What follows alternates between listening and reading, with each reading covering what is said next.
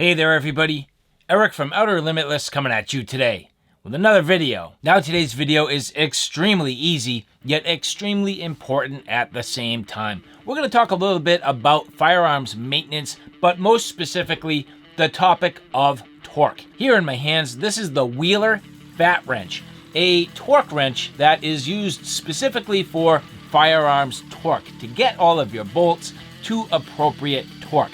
Now, in this video, again, very straightforward. I'm just going to go through this F.A.T wrench so you can see it in some detail, but then I'm going to show you some practical use and really lead into a discussion about torque itself. But with that said, I have a whole bunch to do and a whole bunch to share with you, and if you're interested in seeing a little bit more about what I'm about to get into, do me a favor, stay tuned.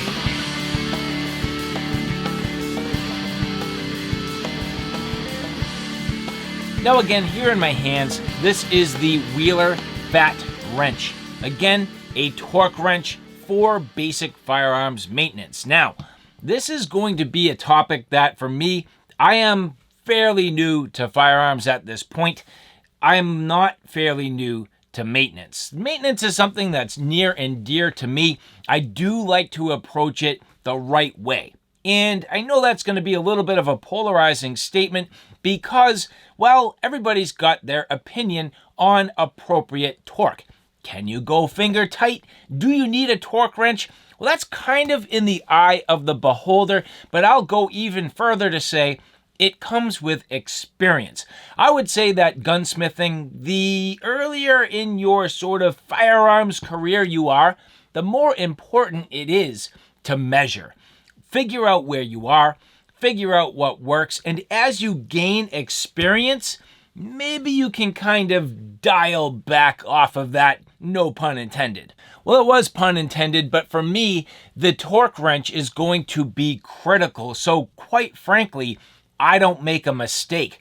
I'm new enough, I'm green enough, and the room for error with firearms to me is fairly slim. So having a torque wrench is just going to give me a little bit of security and at the same time the confidence to work on my equipment and know I'm not going to damage it. Now I'm going to start this entire video with an example of my own personal experience where I went wrong. Here you can see this red dot now currently mounted on top of my shotgun. But prior to this, I was mounting it on my handgun. And unfortunately, I never torqued it up. Now, when you look at the back side of this and you look real close, you'll actually see that it's dented in a couple of spots. That's because I never torqued this down. It was under torqued, and with the recoil and like all that vibration, it rattled loose and then was sitting there slamming against the bolts and these little pins under there to the point where it actually dented the housing. So I damaged my equipment. Not only did I damage this, but let's take it a step further.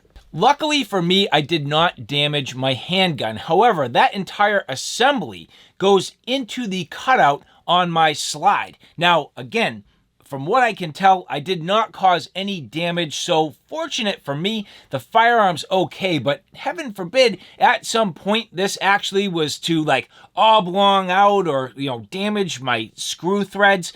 My entire assembly and my entire slide would pretty much be junk. So torque has a very important role when it comes to gunsmithing, and I'm gonna say again, especially as a novice. Now, there are multiple models from Wheeler.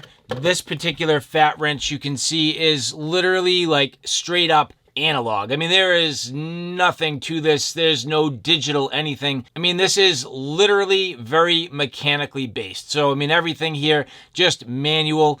Tighten it down, get to your torque. This is in inch-pounds. It's very simple and very basic, no batteries, and that's what I like about this. It comes in a straightforward clamshell package. Now you could theoretically reuse this if you want. It's kind of nice where this just kind of pops open and then you can sort of get this put back together fairly easy if you so choose. So if you wanted to, you could reuse this package, keep everything tidy. For me, not really so needed. In fact, even furthermore, this comes with this really nice case. I mean, pretty straightforward and basic plastic, yet at the same time is ample for what you need. It has a number of bits. So here you can see it does come with 10 bits. That's nice. And then the wrench fitting in there just about perfect. So a nice little self-contained kit, and gives you just about enough for what you're gonna need. Here you can see your basic instructions, and the other thing that you do get is this calibration certificate. So you can see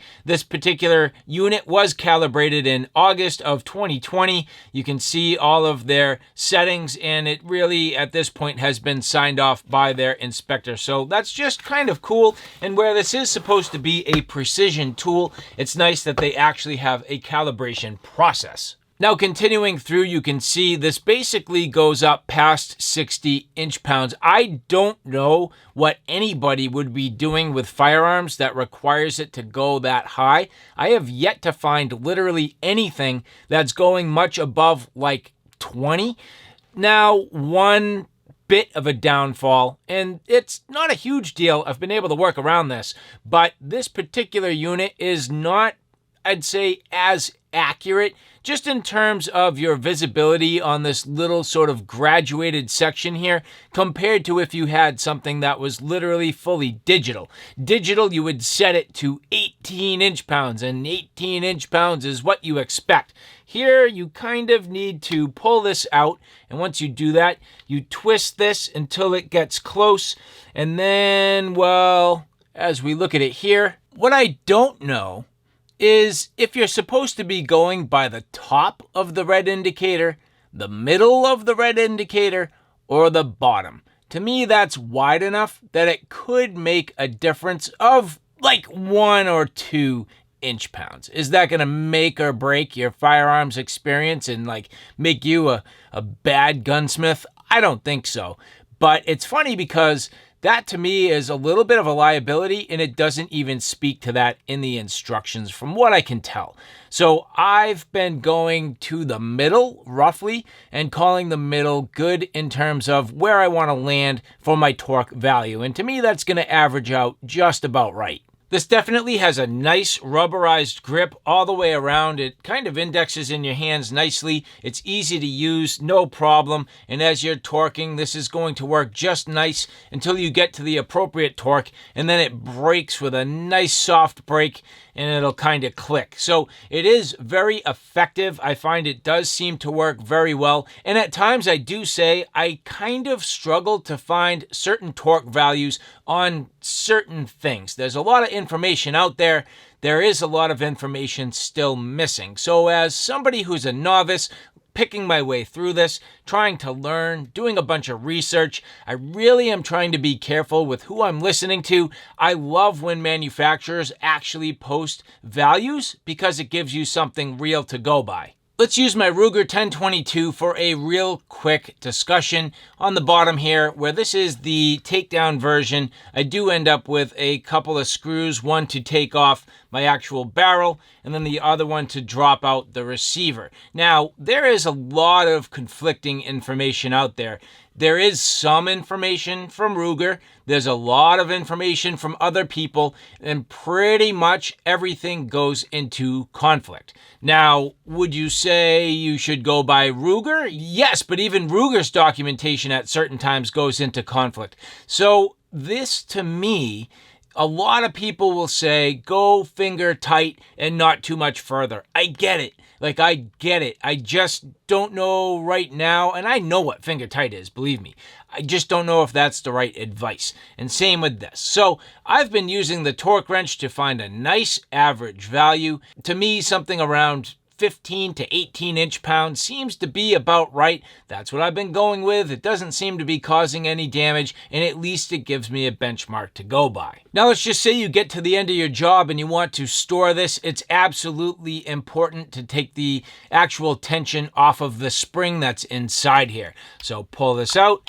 back it all the way down. Just take a few seconds, back that down, and at this point, this is ready to store. So taking the tension off this completely, getting it back into the case, that's ready for long-term storage. Now, just talking about it real quick, the nice thing is this kit does come with some bits. I found that most of these are useful in some way, shape, or form for most of the things that I'm doing, but it did leave me a little bit lacking. Which is why for pretty short money, I was able to pick up this nice little Titan kit. This goes side by side now with my actual torque wrench, which is awesome. And it just provides me with the rest of what I need. Now, between this and then the 10 bits the torque wrench actually come with, I have had the perfect kit to do literally just about everything I need, and this has worked extremely well. So generally speaking, the F.A.T wrench, extremely good, but at the same time, does leave me a little bit lacking in terms of needing some additional bits. And so all in all, as I mentioned, a very simple, very straightforward video talking about basic firearms maintenance. Whether you're into handguns, whether you're into rifles, shotguns, it doesn't matter. You're definitely going to need some good quality tools to maintain your gear. I don't know about you, but I'm not the best gunsmith, and I also can't really afford to be. I need to do some of the real basic things myself to keep things moving, but when it really comes down to it, if there was something detailed enough, I'd probably still need to go to a professional, at least at this point. But you can't afford to go to a gunsmith for the basic tasks. And again, as somebody who's fairly new to firearms, just having a guide to go by, a simple tool, something to keep me within a reasonable parameter, to me, that is absolutely critical. So I'm curious if you have any experience. Weigh in the comments below. I'd love to hear it, sort of get some of your thoughts and just a little bit of discussion about what this means for you. And if you like this content, do me a favor, take a look at my Outer Limitless channel, which is my primary channel. On that channel, I cover everything from hiking, camping, and backpacking excursions, all the gear that goes with it. So from your sleep systems, shelter systems, knives, axes, backpacks, flashlights, you name it, that's my Outer Limitless YouTube channel. So all right, guys, thanks for stopping by. I hope you like what you saw. I hope you found it a little bit informative. If you like what you saw, please like, share, and subscribe. And as always, thanks for stopping by. Take care now.